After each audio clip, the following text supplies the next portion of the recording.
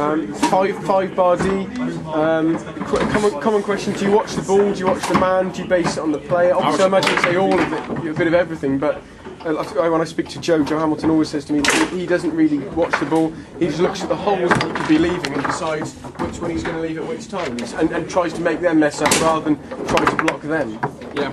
Well, it depends. You've got to think if someone's got a fast pass, they've got a deceptive pass. It all depends on the type of play you're playing and what the 5 bar's like. Because if someone does a rush pass and it's not a steep rush pass, you can stick your guy in front of the ball basically wherever he is, and he can't get enough angle on it to get it past that guy. So sometimes I'll just stay in front of the ball, and just hit it straight to the free.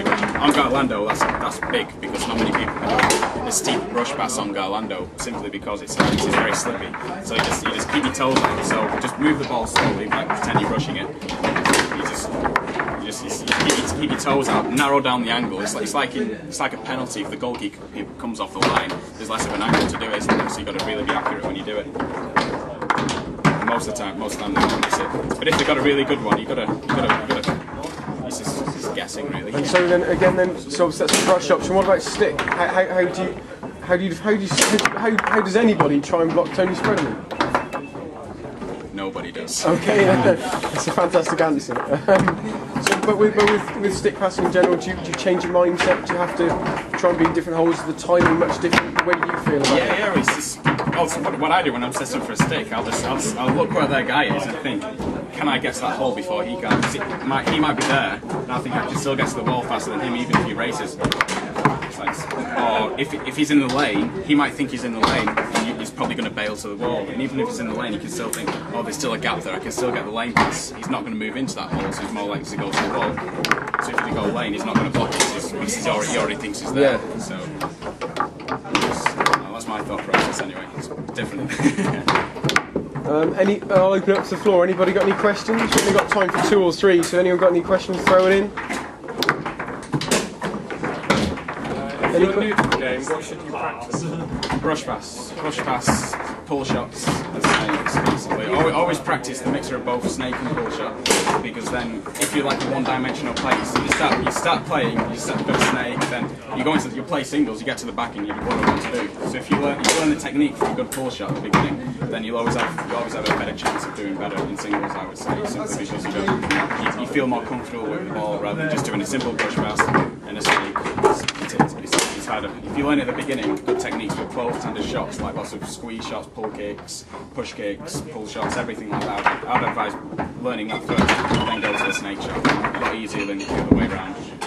So the question there was, what should a beginner do when they first come to the game? For those of you who didn't manage to get that on the audio. Yeah, definitely brush pass. Definitely brush pass first, and then obviously a pull shot and a snake.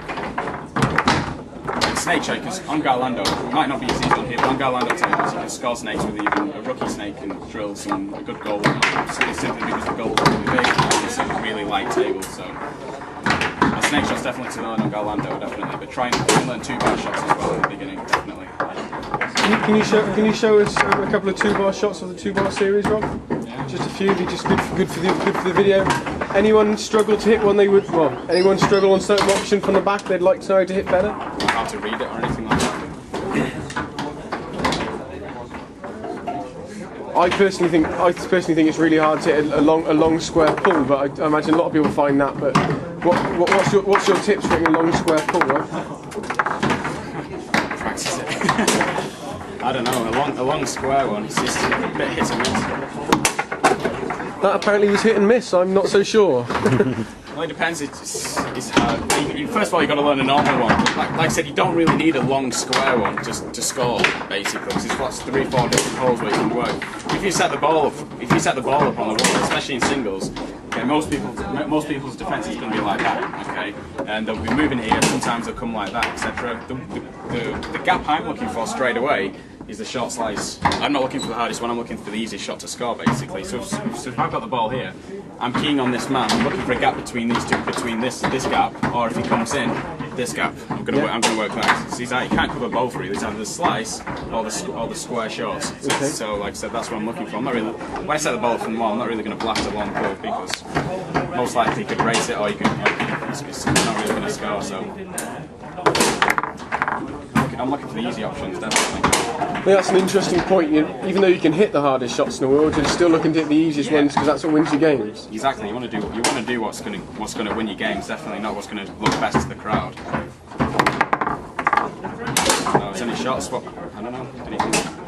Any other shots, guys? Any other thoughts from the back on shooting? Any other questions?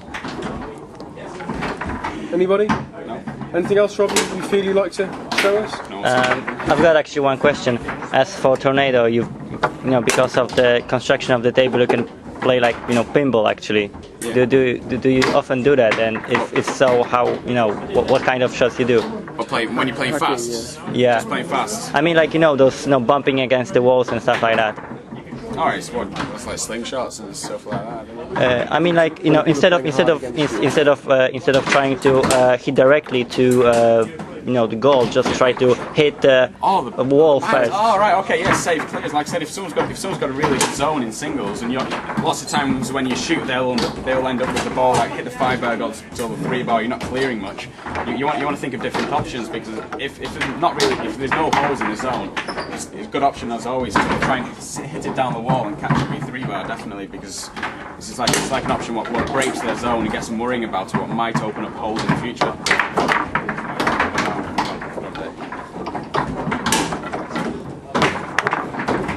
Be fast though to do it. Like, or if someone's got one hand on the thing and you're holding the goalie to hold them to it like that. A lot of times if they're like that, I'll be working it like I'm gonna shoot a pull kick or something and just hit it down the wall. Because they don't have enough time to grab the 5-bar with the other hand, so it's like or then there's always the back wall option. This guy's there. yeah, so set up for a push shot, just to show something different, or just like little bank things, just to clear the zone basically. When I get out of there, I'm trying to defend their shots and get a piece of them instead. One last question perhaps we've got then is, for those who were lucky enough to watch you play in the World Final where you and Joe became World Champions, you by your own admission said that you sort of started to struggle to shoot at the end, you weren't seeing holes. What do you do to combat that? I'm a massive one for, I just don't see any holes, it looks like there's 5 men. What do you do in that situation? Pick a time in your head, count down, pick a hole and shoot it on that, just execute the shot. Don't worry about reading the defence or anything. If you're struggling to see anything, just think, alright, I'm going to shoot the pull side on 8. Okay, just make sure, get yourself up that you can execute it as well as you can on that time. See if they're there or not, at least you put a hard shot on goal and they have to save it basically. If they save it's a good block, but then really, they don't really know your plans either, so you've got a 50-50 chance whether it's going to go in, okay? In the final, I was struggling at the end. That guy was blocking me really good, and I took a time out when we matched ball down, I think, and I thought, shit, alright, I'm going to wait for a push side, because I felt comfortable executing my push side then. But when I went back, he was on the push side for the whole fucking time. I was like, shit, what am I going to do? So I thought, alright, if he's on the long push the whole time, really, the pull back to the short one's going to be open, because he has to be over here with his pull side, so I thought, alright, okay. I'm looking, I'm thinking, alright, it's not coming off, bang, little fake, back down the middle a little bit. Mistake a little bit. I had to change my plans. Well, thank you very much for your time, Rob. I hope everyone found that informative. Would you like to put it on YouTube for us? Yeah, sure. Excellent, thank you. Thank you very much. Cheers, Rob. Thank you. Cheers, Lee.